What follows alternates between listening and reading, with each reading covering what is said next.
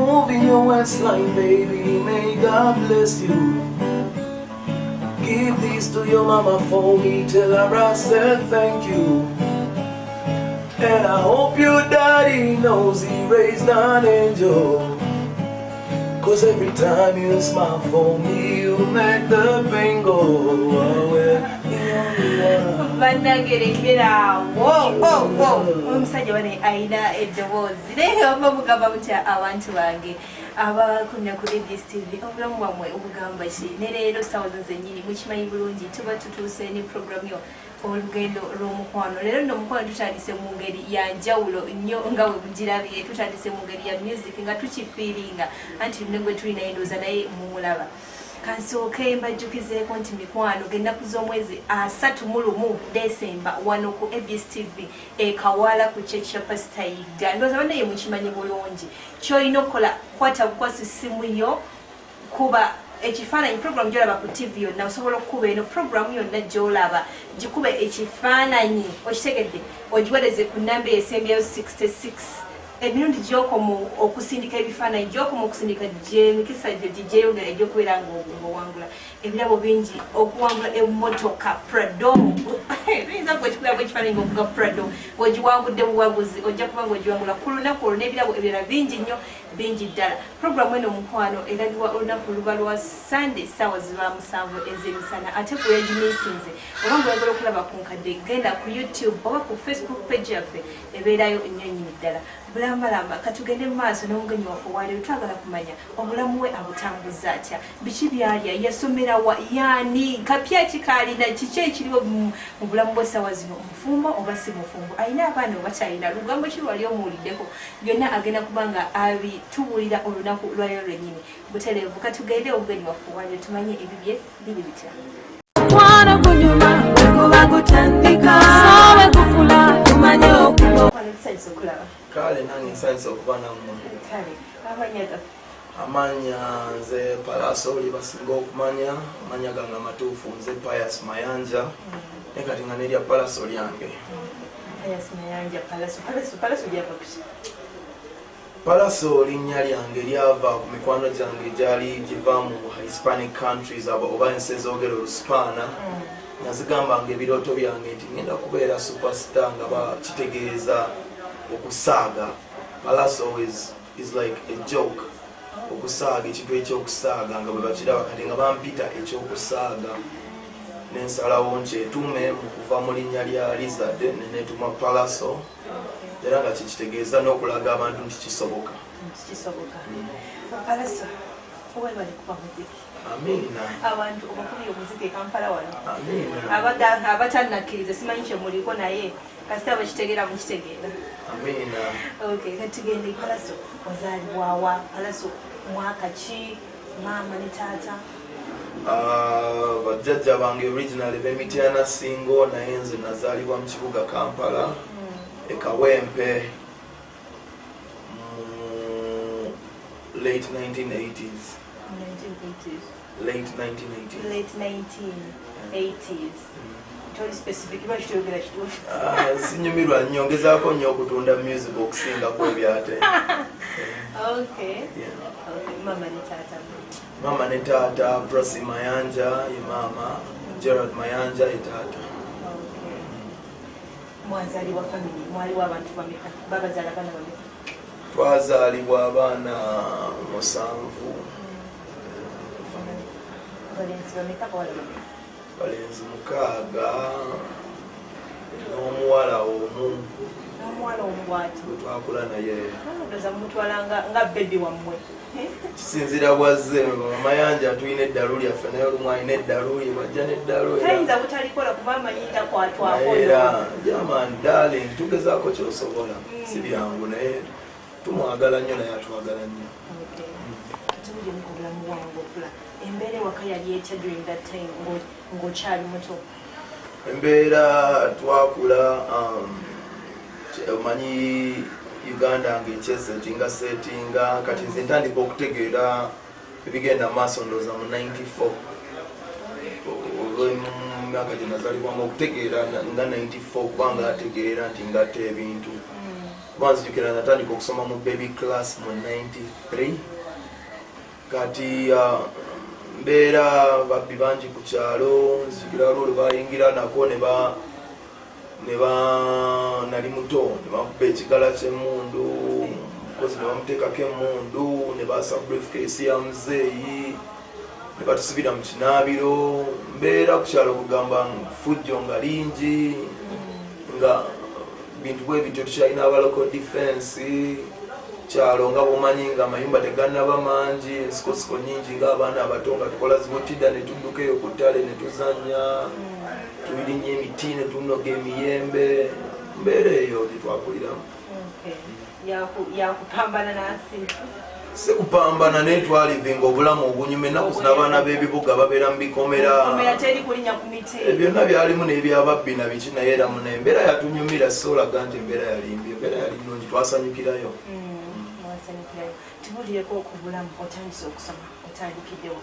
tandika okusoma ntandikirawo ku Happy Hours Nursery School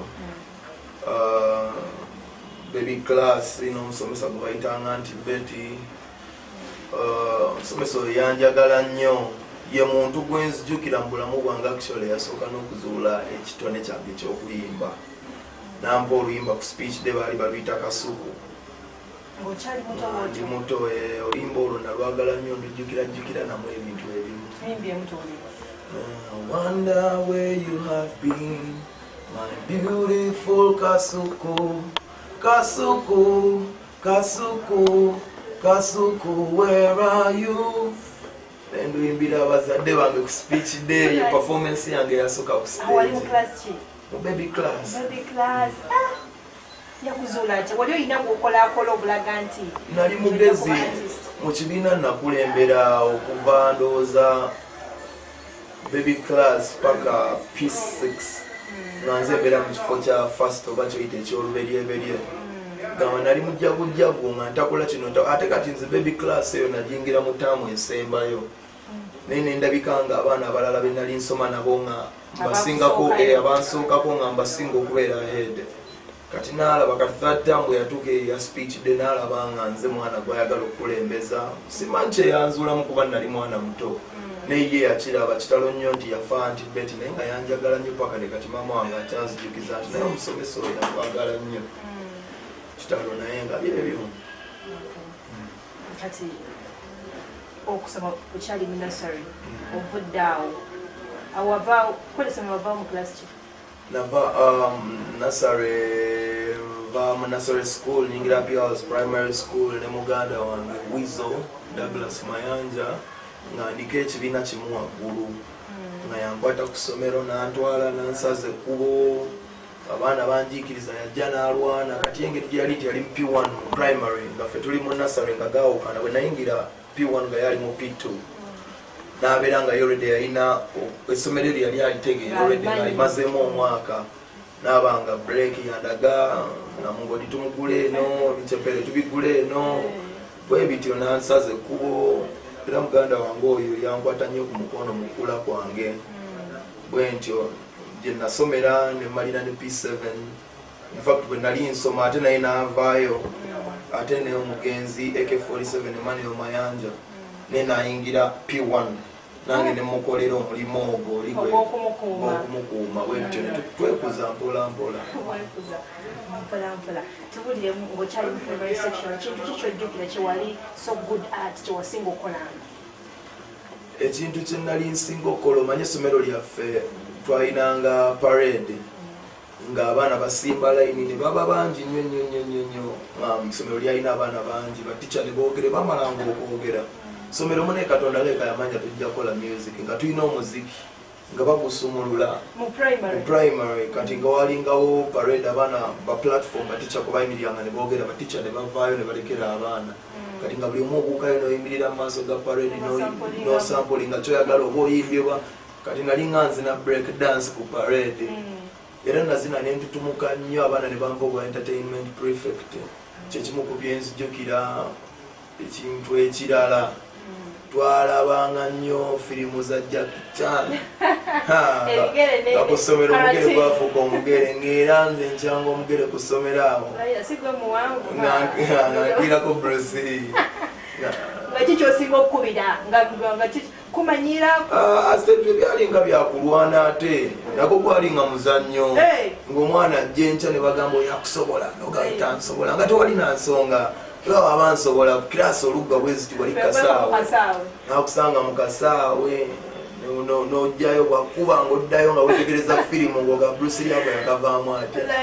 oddanga nawe okyanga mpozi n'ekintu ekyakyo nali mukugwa ennyo mu primary tetwalina omukisa taata waffe yali yagula video deck mangu kati nga tulina firimu zonna ng'abaana family ebiseera ebyo naye bambi abaana abamu ku ssomero tebalina mukisa kuba nazo waka era balinda bibanda naye nga nze mba nagirabye nga nze era ku break abaana basubwa break ne batuula nembanyumiza firimu kibanda najja nebajja ne bamugoba akakati ate awo waliwo kano kana kawala nga balimba naye nga binyuma kwali nga kunyumisa kuva ddanga era ndi entertaina ndowooza era nze kizibu nnyo okusanga omwana gwe nasoma naye ne bwaba nga teyali mu kibiina kyange nga tanzijukira kizibu bana buli omu omukono gwange gwamutuukako mu ngeri emu oba endala namukwatako ate kyekyasinga ngaokunyiza mu myaka egyo ng'osoma primary era kusomera oba ewaka byawukana ku ssomero waabangayo abasomesa abamu nga subject eyo nfiringa nti nandikoze beta naye nga yannema okutegeera omusomesa nga ye ng'omuntu nga obanga yalinga ng'oba olinga avudde engulu nga alina accent y'engulu ogamba n'ogwa ng'owulira ogwa mu bulumi naye nga obanga obadde n'omusomesa mu class evuddeko nabapromoting nga nodda mu class eddako omusomesa gubaleese nga ate ye talina oba mukwano ng'oli abadde asomesa subject eyo n'otandika okudda emabega kuba nzijukira okubala kwali kwangwa kkono naye bwaliwo era omusomesa waffe yafa yali headmaster wa primary school e Happy Hours Mr. Sebugenyi RIP yajja n'atandika okutusomesa okubala kwange ne kukyuka nga yakussamu omukwano mungi kwegamba era nkubiriza abasomesa mube n'omukwano mungi eri abayizi kuba nze ekintu ekyo kyanzizangamu emabega oba kyanzuulanga obusobozi bwange mpozi ewaka taata waffe nga wabawo omusango oguziddwa nga gwasangawo ne bwoba nga sigwabubadde mukaffe twalina abaana nga bo bagamba abo balalu nga Kamiliyoni Humphrey nange twali twafaanagana nnyo nga bagamba abalalu era beebo nga Wizo Henry sister waffe David nga bo bakakamu ng'era ebajjanga egiraasi eyatise nga bagamba Pallaso kugamba mbeera eyo nasasulira emisango mingi gyesaakola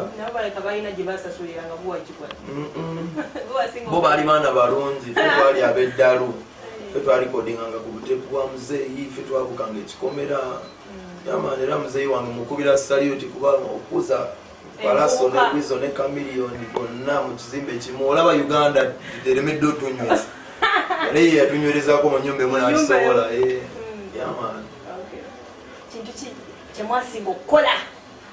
kyotayinza kwerabira ekyasinga okuba ku byemige kyolabya ddala nga kyomuzeeyi kyamugirako ddala waya ku myaka egyo muzeeyi yalina emmundu awaka kati ng'emmundu eyo olumu bwaba taliiwo ng'ekisenge tekyatuka bulungi nga tulinnya ekisenge ne tugenda ne tugijjayo era omuzannyo gw'abato ebintu bya Afrika Katonda yakuuma nga tugijjayo ne tuzannyisaamu netuga sasa ligenda wano aliyita eno ligenda wano maama waffe naye yali mukazi muyiiya nga akeera alina edduuka gyali akola nga baliyita Lady Liberty tusigadde awaka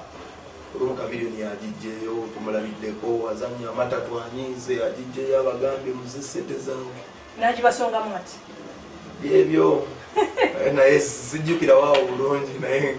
mbozi eyo naffe olumu tugijjeyo ne Wizo olugaa ekyakinolisa agikwata bwate mbwa esasi ligenda wano ate ligenda awo ligenda wano jatonoza eri era olumu oba yali mizo oba nisijjukira bulungi twali bato omukufe yagikubako mu kisenge muzeeyi kyekimu ku bintu ebyasinga omunyiza ndowooza buto naye ebyebyera yaliko gangeri gyogera twakulizibwa mu mbeera ng'erimu ababbi bangi yakifuna ndowooza nga okuuma amaka ge ne famire y'abaana babeere safe naye yali mukozi ng'akozekoze ebintu kati bagenda lumuudo okwolulwenkunyumiza ne babba buli kimu tv radio fridge tibajja n'ekimotoka buli kimu ne bakitwala nadda ku zero ate yaliwo yali alina gyalaze yali safari oba yali kenya eyo sijjukira naye nga mbeera yali mbinnya waka ku olwo yakirina okuba nga kyekintu ekyamuwaliriza okuba nga yeekuuma kubanga takolera bwereere. tukyali naye omuntu waleero mwe mwamunsali wangambye Pallaso mayanja oyo ndabagamba kyemusaba kyetubawa ndowooza muwulira obulamu bwe bayita ndowooza si bupya ddalula akuba bwe baleka baali balenzi era ewulireka lyasukawo naye nga mwenna mwaliyitamuko tukyagenda mu maaso naye katubulireko ovudde mu primary section wakola otya ebibuuzo ebibuuzo nabikolera ddala bulungi nafuna 7 hours envuddewo muzeeyi ansindika Mengo secondary era awo first term ye Mengo secondary nayo saagisoma nagenda netandika okukola ne muzeeyi wange mu kibuga omanyi ffe waka tuli bakubi ba bifaananyi nnyo ati ow'engalo naye nnyini ndowooza twali ba artist bajjuvu kati mu vaki yange ya P7 ampa omulimu mu kibuga ntandika okukola naye tukola amayinja tukola mu ofiisi ye agenda okulaba ate nze ebintu mbikola okusinga abasajja abakulu abamukolera abakozi be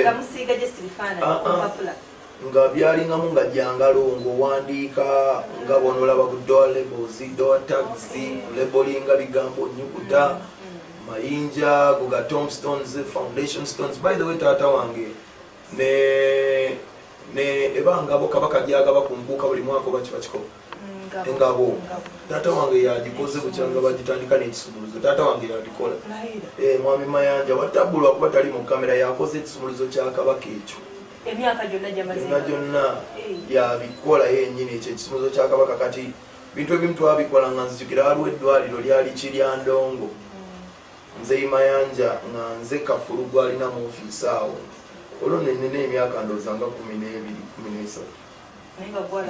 13 nampa mashini nampa n'omukozi omulala n'ateeka mu buvunaanyizibwa neŋŋenda eddwaliro ddambe liri Ekiryandongo eryo sidwaliro erisingayo obunene eryo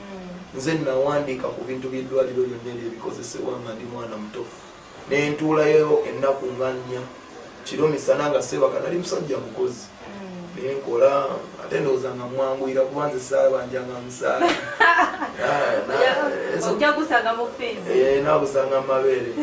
nensooka nkolamu awo taamu eyo taamu eyaggwako olw'okuyita kwange kwe naliko ne bampa ekifo Mengo te ne baganda bange baali basomerayo nga family ina good relationship n'essomero ne bampa ekifo netandika okusaza netandika okuyiga olulimi olujamani netandika okuyiga ebintu bingi nnyo Mengo nali sinatuuka nnyo mu combination awo mu S2 senior 1 S2 ebyo nanga mbitwala nengwa ku mwana baali bamuyita okwiri naye yafa erinnya litufu nga Mukasa Patrick naye ng'afaanana nnyo abantu b'engulu ng'abaana bamukazaako okwiri n'aŋŋamba bino nno by'olimu oli muzannyi waliwo ebinyuma ne mugamba biriwa nti wali ogenzeko mu swimming pool y'e Makerere nti awo kweri nankwata ku mukono atutte mu swimming pool y'e Makerere nkubye eddubi nga ndaba binyuma okusinga okutuula mu class walanjigiriza mikwano okulya ŋŋambye waliwo ne firimu ebibanda abantu sajja boogerera jjukire wakati twali tetula firimu njogere atutte mu kibanda otuula mu firimu zakawera 3 ng'obudde buzibye mu kiraasi otuula kasanako kyolidde ekijjanjalo n'akawunga neŋŋamba wahala nendaba firimu nezinzijula mutwe okulina ngamba ate okyalimu nga sikyatuuka ku ssomero nga muzeeyi mugamba ngenze ku ssomero nampa transport nampa ne ssente z'okulya nampa nezinazize waka nga ndi roadman nze n'okuli ne tukuba eddubi ne tulaba ne ku firimu ne tudda eka ati okwirina ngamba ate toyina kyewalabye kati nga noba muyingira firimu tebalaba nti muli bwana buto mulina ba ku ssomero ngaengoye tuziteeka mu nsawo ezaleeya ate ebiseera byebyo nga egambye Uganda eteredde kati naye basajja balinga banoonya ssente nga nalaba batafaayo nnyo okulya ngamba ate ebyo byolimu biwero ne firimu z'abadongo nti kiti nti ate waliwo endongo yatabye gyeriwa nti bagiyita club sparks olwo moshi mumumanyi moshi MC wa sparks alla nga tuyingira sparks n'okwiri waliwo ne rooftop nga yakwata endongo etandise ndaba abayimbayimba wombyegombye ngambye ate bino nange ndaba mbisobola misana yalinga transday endongo eyo efubutuka okuba ku ssaawa 6 zigenda okubeera 12 ng'ogiwuliddemu kisegeera lumu tutandise n'okuyingiramu abakazi awo nkwanya akawala baali bakayita katasha kagamba nkugulireyo ekyokunywa katasha ndi mu S2 tasha simanyi nno naki mba nyimiridde awo bakwano bange bamolananamati ngoba okusomero bwanganagana dda actual akamwaka bakayita ka Allen kwene BS gye kakoleeyo omunansomya okwogera TV endala naye gye kankola njogera ku gyenvudde kawala ako kaŋŋaananyera nkasanga nenkagamba nemuwala gwe kati munnange tuyingira endongo katasha kajja keikaaliwo sina nakikategombako ndaba akawala akagala nnyo okubeera naffe kugulireyo ekyokunywa tingulira tugende nkatwala ku bbaala onywa ti nywa soda lodi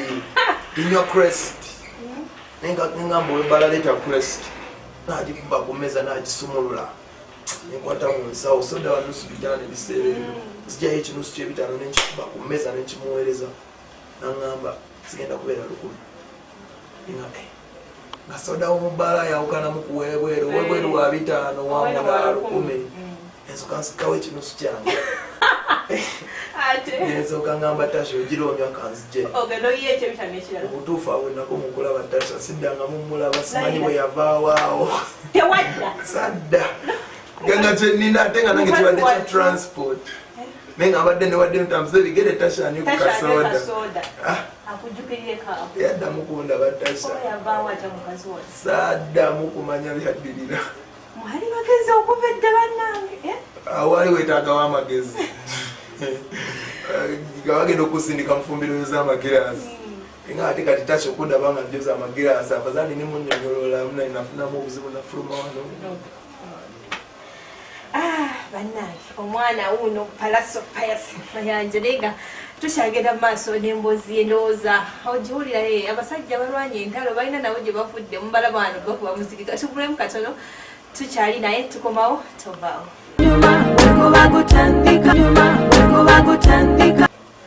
obulungi kulikayo mukuwumulamu ogwo tukyali naye serebu owaleero Pallaso mayanja n'amalala mangi gonna nga bwe wagategedde kati tuwulire twakomye ng'otugamba akawala ng'okalese mu kibaala lwe wasemba okubeera ng'okalabako ani yadda waawe ebyomukwano babiviirako ddala n'ogamba abakazi nze mu mutuufu bannemi babbeeyi oba olinayo omulala gwe wafuna awo omanyi abawala bansumbuwa nnyo nga ndi muto nali nina amannyo gange nga gaavaayo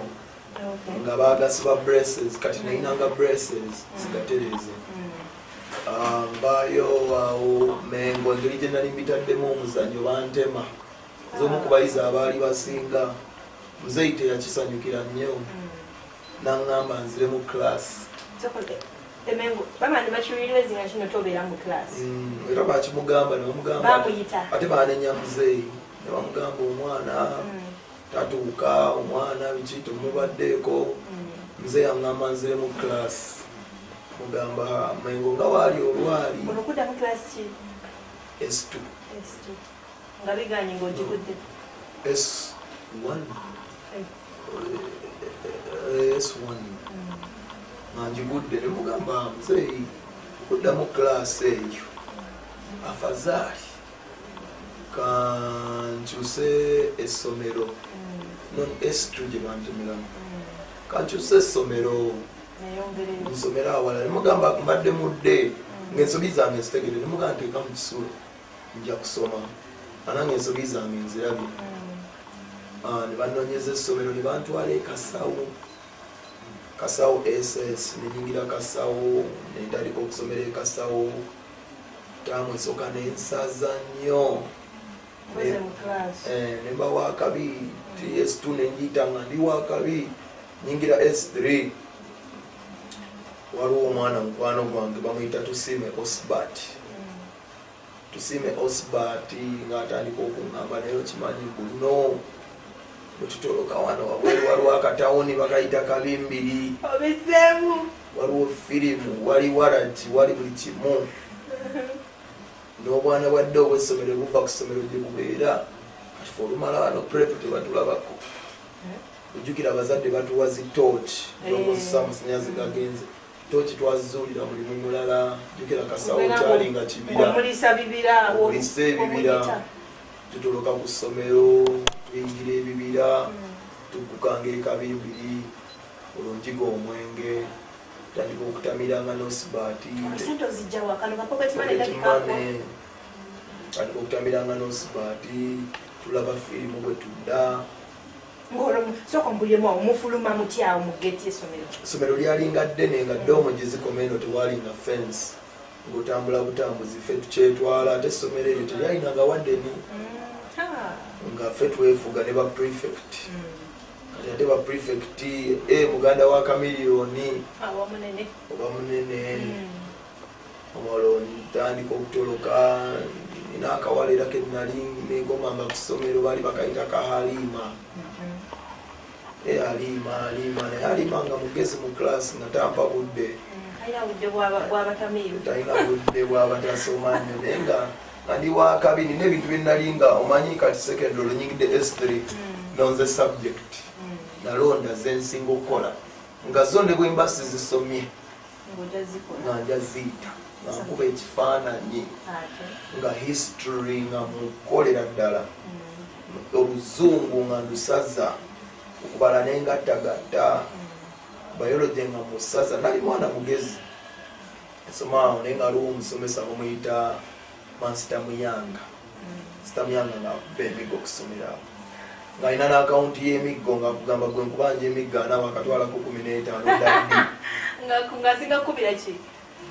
Master Muyanga ng'akubira buli kimu Master Muyanga nina muzeeyi wange fees we zamubulamuko wiiki nga 3 nentuulako ewaka nenzira kusomera baayise wiiki nga 3 n'aŋŋamba nasomeseza ebintu wiiki 3 sigenda kuddamu bbi kusomesa era okuddamu bbi kusomesa nina okukubamu Master Muyanga nga buli kimu akikubira namusanga nansanyukira nnyo tetwajjamu mbeera yadde nkwatayo teyali nnungi mu kutwaliza awamu naye nga mwe tusomedde mu buzibu obwo ne tufuuka abantu Master Muyanga ayagala okunkubira ekyo neŋŋamba ekyo ne muzeeyi wange bw'anaakiwulira ajja tegeera nti nina ensonga ne mugamba ogenda kunkuba leero Master Muyanga olwokuba muzeeyi wange yadde talina ssente naŋŋamba nkugobye mu kibiina ky'okubala nangoba era saddamu kusoma kubala S3 paka lwe natuula S4 kati mba ndi awo ndaba binkyankalanyeko Master Muyanga mbonyabonya essomero tikyalirinamu mirembe ne bangoba school fees bwe nadda ewaka muzeeyi nampa fees ezo saazizaayo kasawo nagenda ku ssomero eddala lye baali bayita Kithende College lyali mu kibuga fees nenzisasulayo mu Kampala nenfuna ne uniform nentandika okusoma takimanyiiko muzeeyi agenda okumbuuza owaayi bitambula bitya nemuganza essomero nno nalikyusa fees nazitwala walala nanyiiga nnyo wava mu ssomero eddungi oli eno naye muzeeyi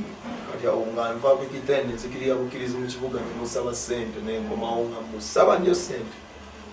naye nga mutima nga njagala okusoma nenzigumiza nnyo okusoma era nempita nnyo S4 nenfuna first grade actually essomero lyali lyabalalu twali abaana babiri abafuna first grade nze n'omwana omulala ate nga ye yali musomi nnyo naye obanza olw'omusingi gw'ekasawo baki ate ng'olwo ndimu n'ebyokuyimba awo nga njagala mbe nga mbikwasaganya nga bwensoma nempita olwo mpita muzeeyi agamba omwana wange akyalina ku magezi ono aŋŋamba kaakati mbadde nkusaba obuzaayo emyaka 2 yes 5 ne 6 madde samutwale mu ssomero eririmu amagezi muzayinga yakusaba ekeji yali asoma ogenda osomereko eyo mugamba muzeyi mutuufu muwala anyingiza St. Augustine's College Wakiso olwo ndi wa tabu nnyo emusic gyendi akwase kasente weekali nyingira St. Augustine's College abasomesa baninako amaalo abaana baninako amaalo ku music agaawo kati menekyo ngani music awo mukwasaganyiza kabi ensooka nyingira obuwala bonna bunjayanira nzediko ensooka ndabanga batukeeza nnyo ng'okeera ku makya balina morning preps mulindi obusoso zirabako kyobudde bunyogoeringa ssaawa zeemu n'oyingira klasi mu kitundu saa 11 muvuddeyo muzanyemu awo akapiira mweyagadde sawa 2 muzeeyo mu preps sawa 4 mukimaze ganga ate kati kithende nga yo lwenjagala lwensoma naye nayita bulungi kitegeeza ate singa nali nsomera ddala naliise nnyo nyingira St. Augustine's batukeeza batuba kiboko neŋŋamba eke omugenzi nti wano naye kyendabyewo nsomyawo lusomero linyuma naye bitunyigiriza nemuga ekisooka otunyigiriza morning preps ezo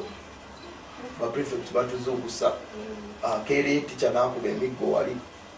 bwamala okuba emiggo assembly okusimbawo line kutunyigiriza bwe tumala awo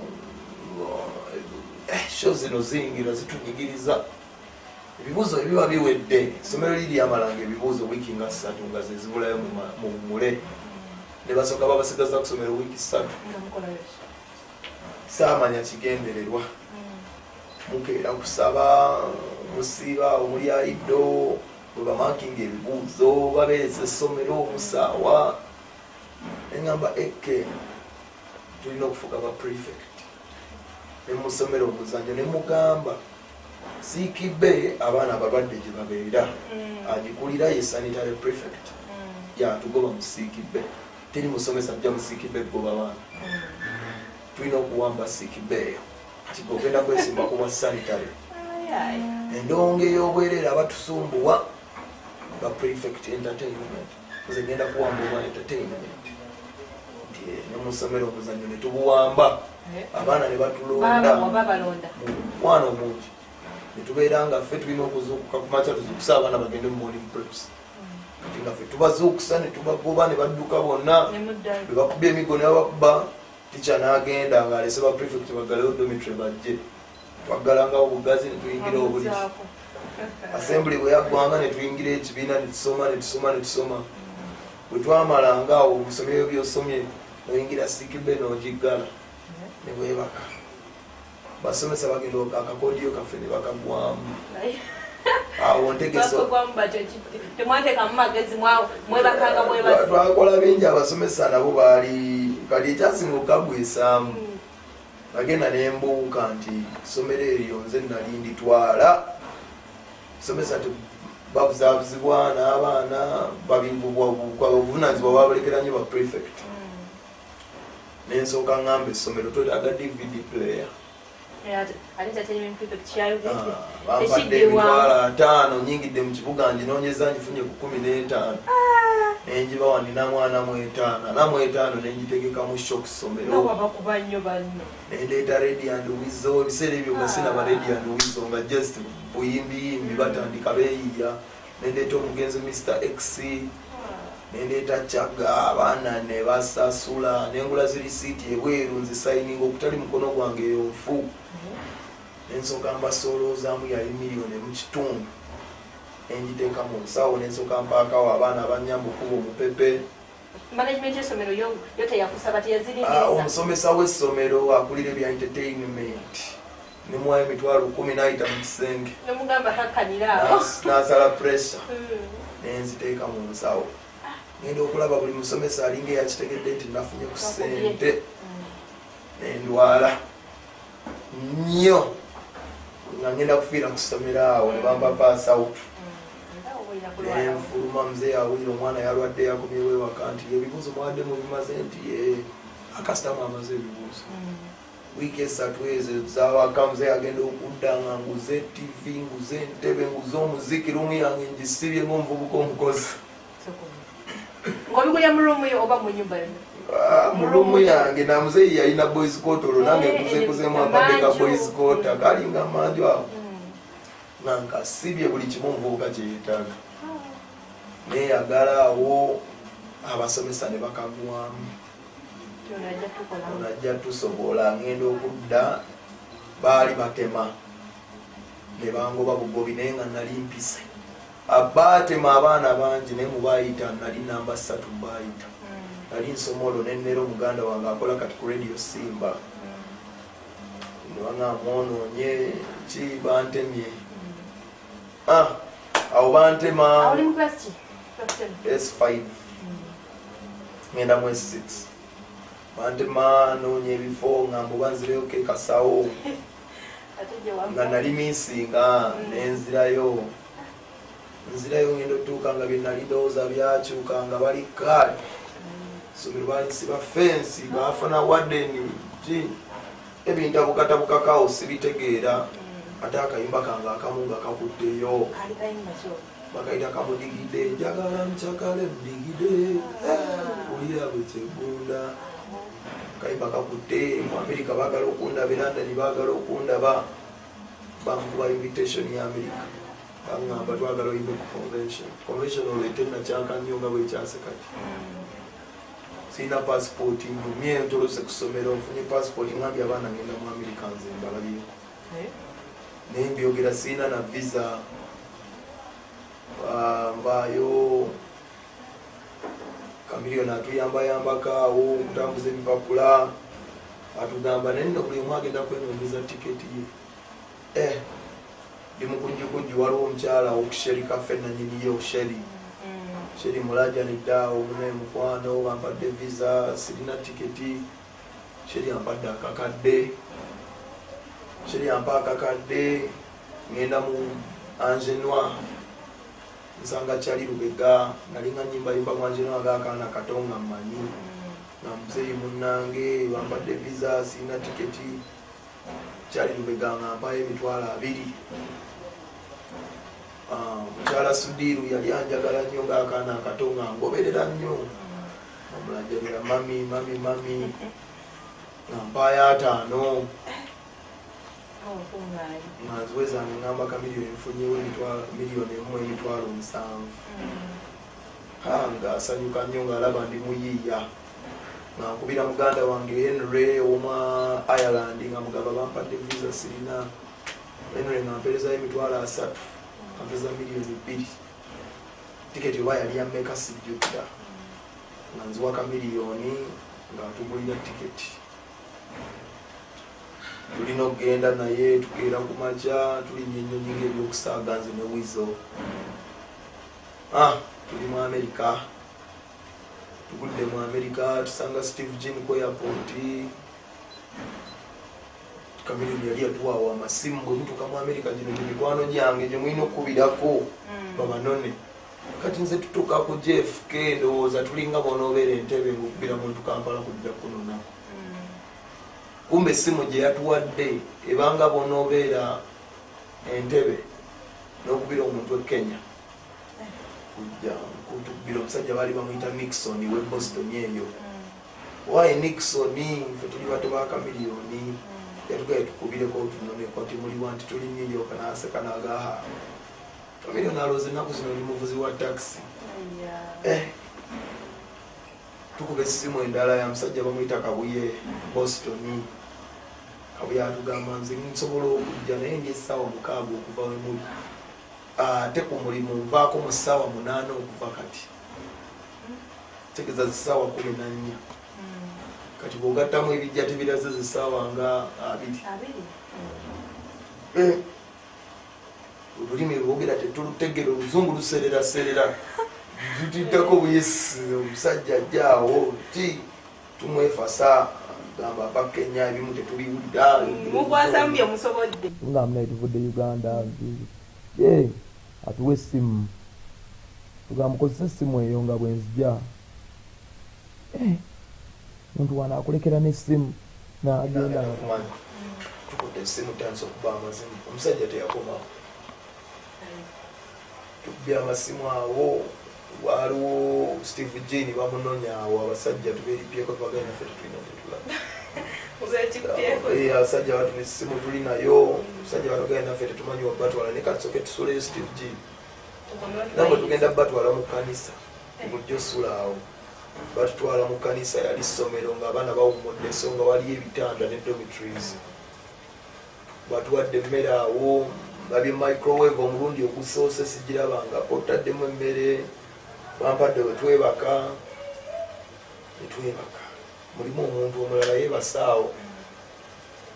ngenda okukeera ku makya omuntu najja nangamba osibye otya nnyo ssebo nga bulungi ssebo osibye otya ssebo nti bulungi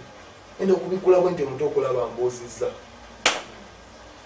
nga honorable Bobi Wine nga naye yasuzaawo mu domitire we twasuze naye nga honorable olutalo lwe tubadde tulwana naye Uganda jjukira yali yewalana ne Kamilio bwensuze naye honorable akedde ebiseera ebyo bayimbye obimba bwona ne Juliana bukutteyo bagenze bafunye ebyokulya ku McDonald's tetujiwuliranga nako yale tuttirawo bategeeka tubatwalewa tubatwala ku convention batuyambyeko kibatuyambye basudde ku convention tutuuse bagambye wizo ogenda gavano room ne Roy Kapale oba omujjukira zibangambye ogenda gavana noono message semakula batutaddemu tuli convention awo tetubitegeera tulaba amadaala agadduka tulaba zitraini tulaba biti nzira mu room besa kinangamba nono bano abasajja ba convention bakoze ensobi jali tinze mu room kisande ekyokubiri kya manija wange genda noonya gyosula engamba singanzibu naye nga mukulu wange sola mutenguwa nenzingako ebyange nenzira mu korido naye nga ne kasita wizo bamuwadde wali ne Kapale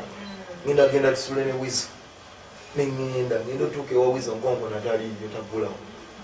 naye afe obutuuka mu korido nga naye alina ebibye ndi ate ti Kapale yangobye yandi kikyate naye munnange yagambye alina osula ne mukazi we bayinza okera enkyanga banyuma emboozi tebalina bajja jinyumyangidde korido zoke tukomekawo mukwano bannange nze bino byo naye nga munzikirize ebyaleero byo tubikomye wano balaba muyomba naye temufaayo omuntu wamwe tukyali naye ne sande ejja wona wenyininyini wetukomye wetugenda okuba nga twongereza sande ejja gwe kyolina okukola kwekumira ku ABS-TV omuweereza ono mbadde ndi Nambiru Stella mukwano saba tubasiibule tubagambe sande ejja era wetuli. Yes bannange Sunday jawe tuli wano tugenda kubeera ne Nambiru Stella ku programu Olugendo lwa Love bannange nze Pallaso Saka Free Boss tenga ngenda kubeerawo nenga 8 December tosubwa soma concert ekyaddondo rugby ground awe yiri ndoza mulali mukwano paka Sunday ja mubere bulungi kusibula naye nga kulembeza okusoma